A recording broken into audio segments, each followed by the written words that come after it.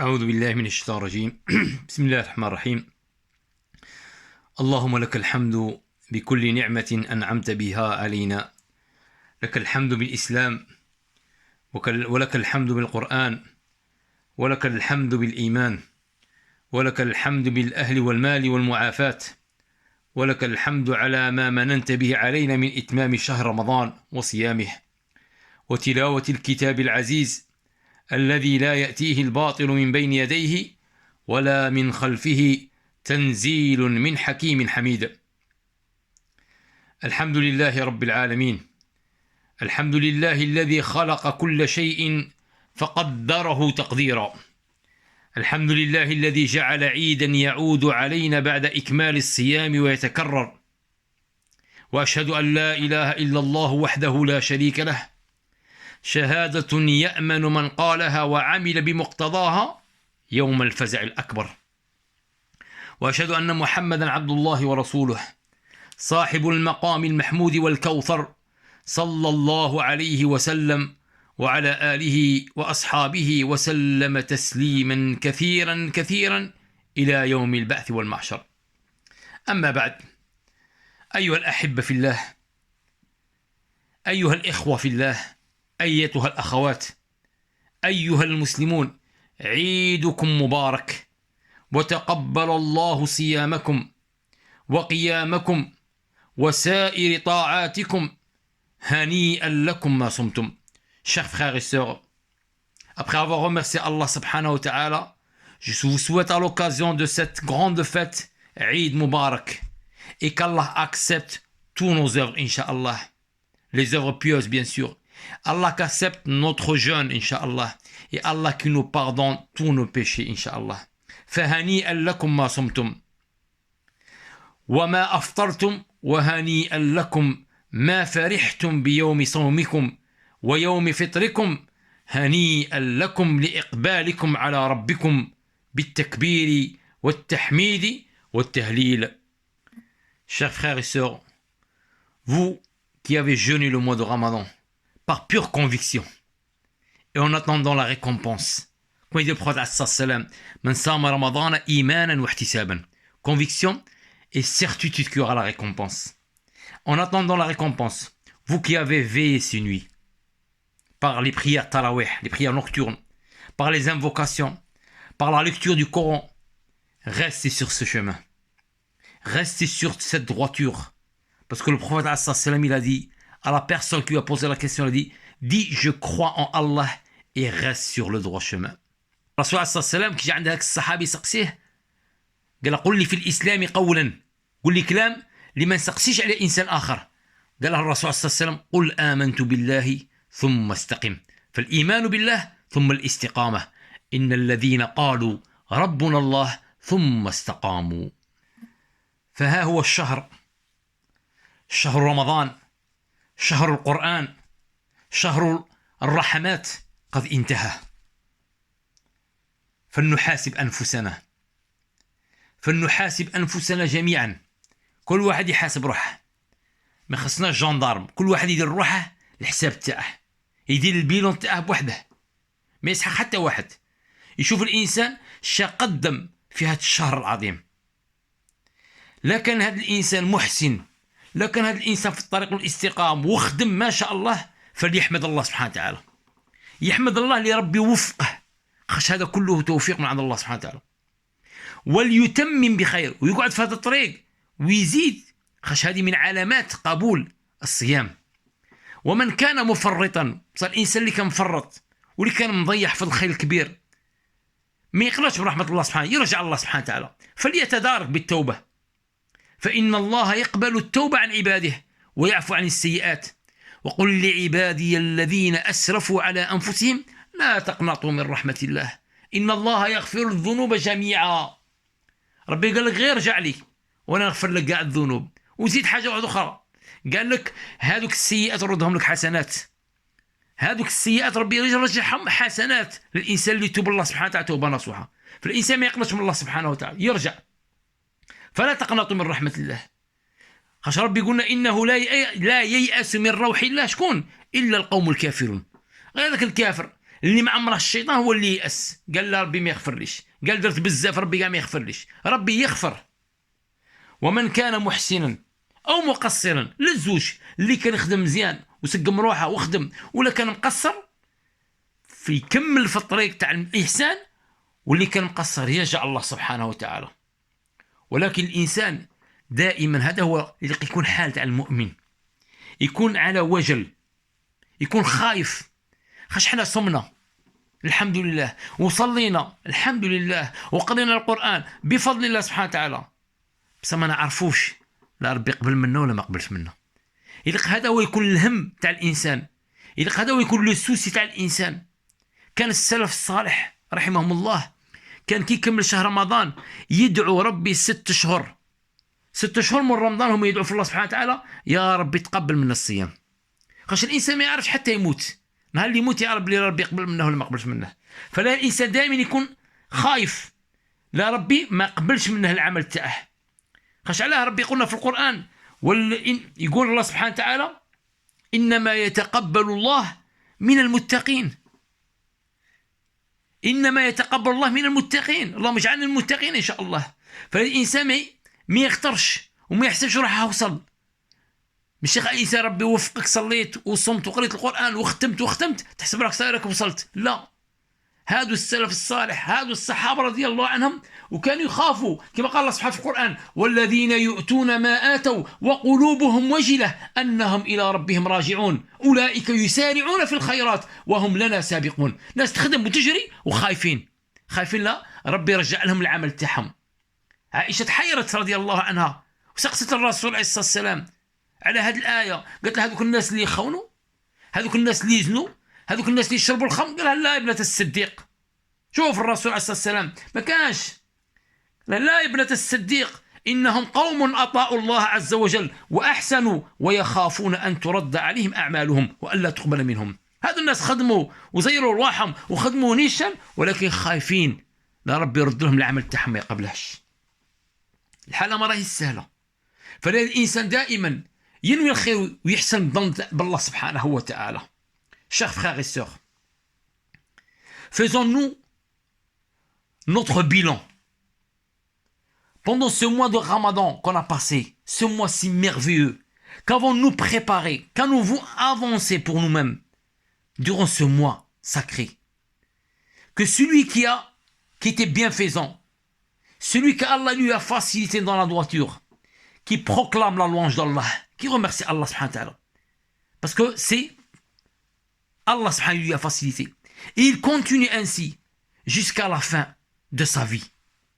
Mais par contre, celui qui était négligent, celui qui était pris par dunya, par la vie ici-bas, par shaitan, qui se rattrape avant qu'il soit trop tard, qui se repent vers Allah subhanahu wa ta'ala, car Allah, il accepte le repentir. Allah, il est miséricordieux. Allah, il accepte le repentir de ses croyants. Il efface les péchés. En plus, les mauvaises actions, il les transforme en bonnes actions. Il ne faut pas désespérer. Il ne faut pas désespérer de la miséricorde d'Allah subhanahu wa ta'ala. Jamais. Car seuls les mécréants qui désespèrent de la miséricorde d'Allah subhanahu wa ta'ala. La personne qui était bienfaisant ou négligent, qu'il efforce, qu'il reste toujours. Il ne dit pas non, j'ai fait du bien maintenant, je me repose. Non, il n'y a pas de repos. Il faut continuer. Parce que parmi les signes de savoir que l'œuvre a été validée, c'est après le ramadan, tu es comme tu étais pendant le ramadan ou encore meilleur. Ça, c'est un signe que Allah il a accepté ton jeûne. Alors la personne il doit rester sur cette droiture. On doit craigner également Allah subhanahu wa ta'ala. Et on doit avoir peur et penser que nos actions qu'on a fait, peut-être qu'ils ne seront pas acceptées. Parce qu'on ne sait pas. On a œuvré, on a jeûné, on a prié, on a lu le Coran, et on a fait ça, et on a fait ça. Mais on ne sait pas est-ce que toutes ces œuvres, ils ont été acceptées ou rejetées. On doit toujours se remettre en question. On doit contrôler comment elles étaient nos intentions. Est-ce qu'on était sincère pour Allah ou pas? Parce que Allah, il dit, certes, Allah n'accepte que des pieux. Là, c'est pas facile. Alors, que la personne d'entre nous, qu'il ne soit pas trompé par ses œuvres. Parce qu'il a lu plusieurs fois le Coran, ou là il a veillé plusieurs nuits, ou là il a fait ça, ou là il a donné sadara, il croit ça et qu'il a fait beaucoup de choses de bien, et qu'il se flatte un peu. Et ça, c'est le diable shaitan, qu'il essaie de rentrer par ce moyen-là, afin d'annuler tes œuvres. Qu'il ne soit pas trompé par ses œuvres, en estimant avoir accompli ce qu'il fallait, ou bien même plus des fois, en pensant s'être acquitté du droit d'Allah sur lui. Non, il faut plutôt considérer que son âme est négligente. Et c'est vrai, on doit sentir tout le temps qu'on est négligent envers le droit d'Allah subhanahu wa ta'ala. Parce que tout ce qu'on fait, on n'a rien fait par rapport à ce qu'il nous a donné Allah subhanahu wa ta'ala. Et on doit s'humilier devant Allah subhanahu wa ta'ala. Comme Allah il a dit dans le verset, pour des gens, il a dit qu'ils donnent ce qu'ils donnent, tandis que leurs cœurs sont pleins de crainte. C'est-à-dire ils font beaucoup de bien, mais leur cœur, il y a cette crainte. Crainte de quoi? À la pensée de quelle pensée? Ils ont peur que leurs œuvres ne seront pas validées, que leurs œuvres ne seront pas acceptées. Et en plus, il dit, pour ces gens-là, il dit Allah, ceux-là se précipitent vers les bonnes actions et sont les premiers à les accomplir, subhanallah. Ces gens-là, c'était des pieux. Et malgré ça, ils avaient peur. Alors, Aïcha, radiallahu anha, l'épouse du prophète sallam, elle était étonnée, elle a posé la question au prophète sallam. Elle a dit, ces gens-là, c'est les gens qui boivent de l'alcool, qui craignent pas Allah, qui font la fornication, qui volent. Il a dit, non, non aux filles de Abu Bakr as-Siddiq radiyallahu anhum ajma'in. Il a dit, c'est celui qui accomplit la prière, et celui qui jeûne, et celui qui donne l'aumône, mais tout en craignant Dieu, tout ça. Il se précipite, et malgré ça, il a peur que Allah, il n'accepte pas ses œuvres. Tout ça pour montrer la raison de leur crainte d'Allah. Comment ils craignaient Allah subhanahu wa ta'ala. Et comme j'ai dit dans l'autre discours avant, j'ai dit l'exemple بعض السلف. تكلمنا على قلنا كان بعض السلف يقول الإنسان يقول لو أعلم أن الله تقبل مني مثقال حبة من خردل كنا قبل ربي يقبل مني حسنة صغيرة نتمنى نموت ذروك سبحان الله. علاش؟ وذلك لشدة خوفهم من الله سبحانه وتعالى. والله وصف خيار عباده فقال والذين هذا. فالله سبحانه وتعالى هذا الناس هذو من خيار الناس وخايفين. Il dit, certains prédécesseurs disaient, si je savais qu'Allah a accepté, ne serait-ce qu'une seule action, semblable à un grain de moutarde, alors je souhaiterais mourir. Parce que Allah il a accepté cette action. Regarde la crainte qu'ils avaient, ces gens-là. فالإنسان لازم يفكر في النية تاعه. فالإنسان لازم قبل ما يدير حاجة يشوف قلبه. القلب وراه رايح في أي جهة. لازم هذه النية هذه دائما الإنسان معافر معها. كان بعض السلف الصالح يقول لك 10 سنين وأنا مع النية تاعي باش وليت نقوم الليل. هذه خدمة كبيرة ماشي حاجة سهلة. كما قال الله سبحانه واصبروا وصابروا ورابطوا. راه خدمة كبيرة مع النفس باش تربيها باش تكون النية تاعها. كما يقول سفيان الثوري رحمه الله يقول الحاجة اللي كانت تغبني بزاف هي النية تاعي فإنها تتلاعب علي. هذا من أكبر التابعين.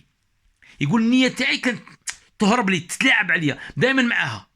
الحالة مش سهلة. فلهذا الإنسان لازم يفكر في النية تاعه ويفكر في المقصد تاعه ولا يعجب أحد منا بعمله. ماشي قال درت انا خدمت انا صليت اخويا انا قريت انا درت انا والله خدمت 4 خطات انا خدمت 5 خطات انا صليت كاع الليل انا كنت نوض وتبقى تقول للناس. ما تقولش للناس خليها ليك درتها بينك وبين الله سبحانه وتعالى اسكت.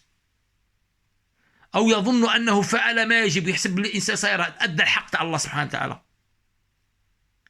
بل يعتبر نفسه الانسان المؤمن والانسان اللي خايف يعتبر نفسه دائما هو مقصر. دائما هو مقصر مع الله سبحانه وتعالى.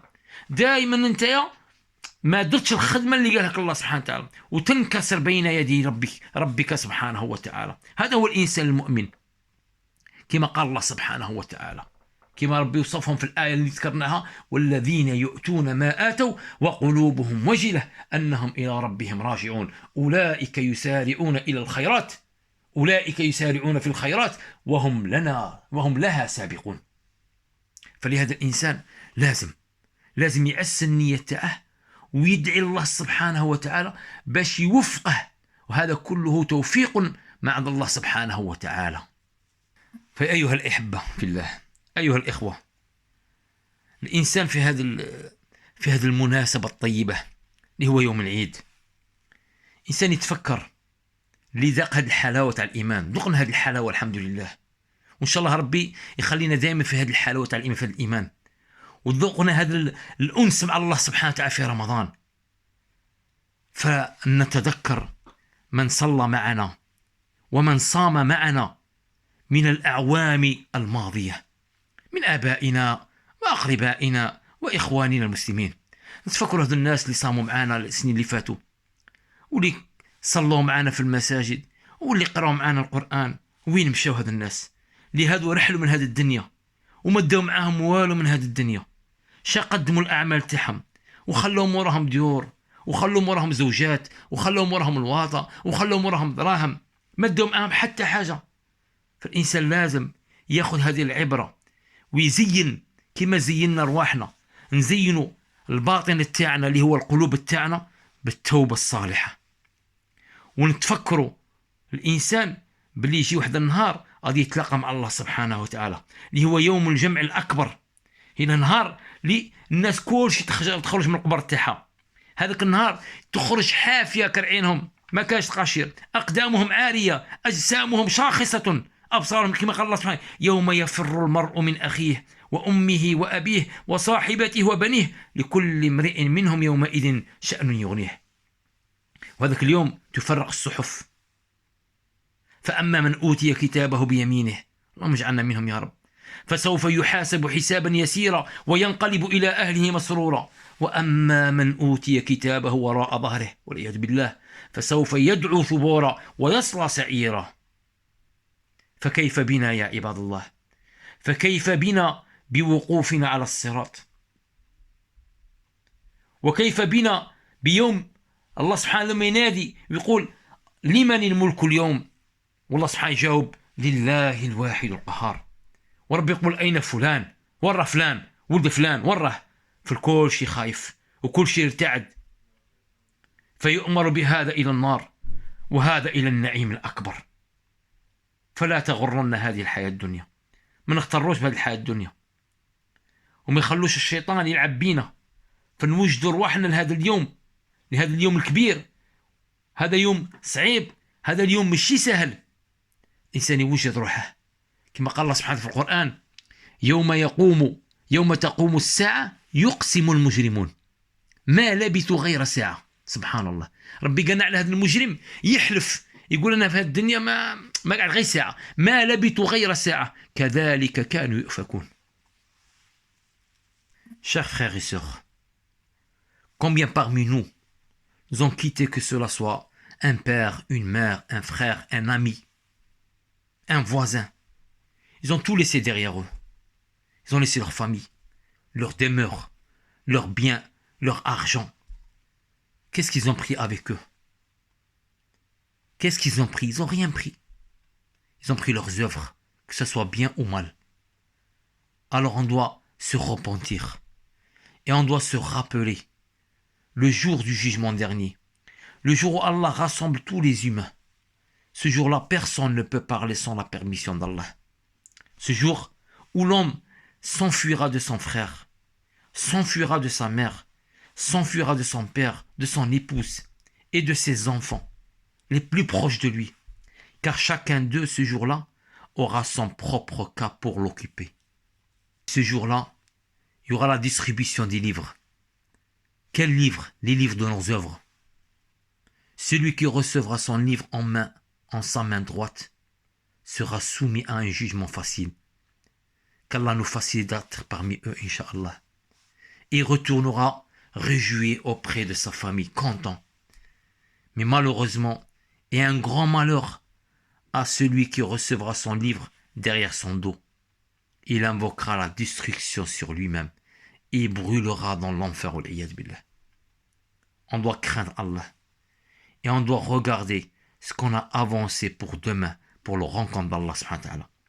فالبذار البذار والمسارعة المسارعة والتوبة التوبة والإنابة.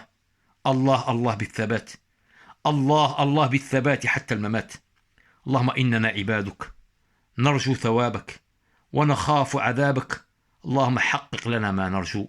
اللهم تقبل منا صيامنا، اللهم تقبل منا صيامنا، اللهم تقبل منا قيامنا، اللهم تقبل منا صالح الأعمال. اللهم اعتق رقابنا جميعا من النار، اللهم اعتق رقابنا جميعا من النار. اللهم إنا نسألك الفردوس وما قرب إليها من قول وعمل، ونعوذ بك من النار وما قرب إليها من قول وعمل. اللهم ارحمنا وارحم والدينا ووالدي والدينا وكل من عليه الفضل علينا، وارحم جميع المسلمين والمسلمات، المؤمنين والمؤمنات، الأحياء منهم والأموات، بفضلك يا أرحم الراحمين يا رب العالمين. اللهم صل على محمد وعلى آل محمد كما صليت على إبراهيم وعلى آل إبراهيم إنك حميد مجيد. سبحان ربنا رب العزة عما يصفون، وسلام على المرسلين، والحمد لله رب العالمين. وجزاكم الله خير، وبارك الله فيكم جميعا.